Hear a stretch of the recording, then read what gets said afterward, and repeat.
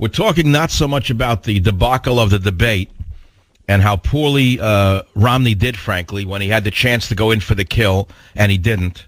He looked stunned. It was shocking to watch it last night. It was shocking to watch Romney basically apologizing and kowtowing, if you want to call it that, to Obama. Obama looked like an adolescent who was lighting his own methane to see the flames turn red. I didn't appreciate it. But Romney, who had an opportunity, one after the other, to call a president out on one scandal, one crime and misdemeanor after another, instead sounded like a theologian at a university tea having a gentlemanly debate with a foreign scholar. And that's why many of us are in kind of disrepair today, saying, why did he do this?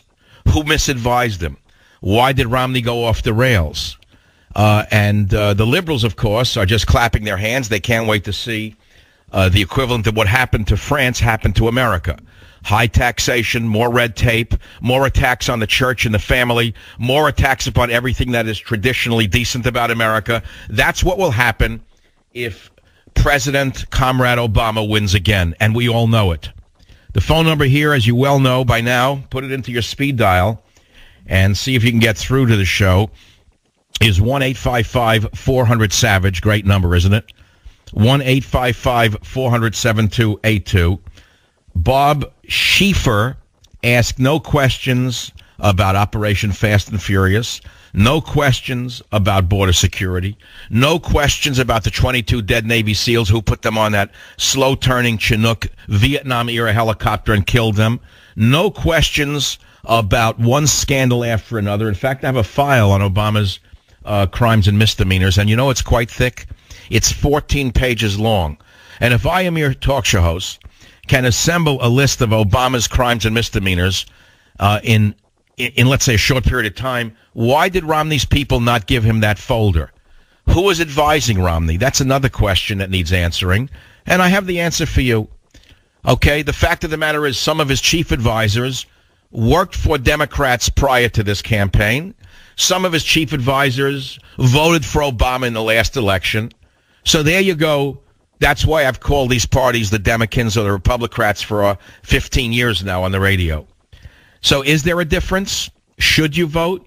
In this case, yes. On two issues alone, I would say Romney is the choice.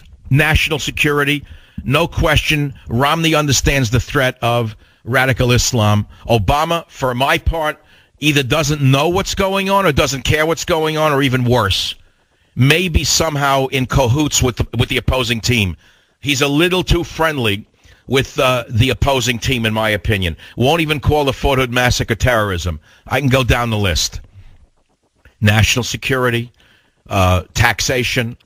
See, what you don't understand, I see a lot of old broken cars around San Francisco that say, you know, Obama 2012. And you know what my answer to them would be if I ever talked to them? I would say to them, you know, if I were poor and a failure, I could see why you'd vote for Obama. Now, I don't say that to them. But if you were poor and you haven't gotten anywhere in life, you'd also vote for Obama. Of course you'd want to tax those who are more successful. Of course you'd want to bring down people who are doing better than you. Of course anyone who has better shoes, a prettier wife, and a bigger bank account is your enemy if you were an Obama supporter. But where that usually leads is one salami in the butcher store with a line going around the block.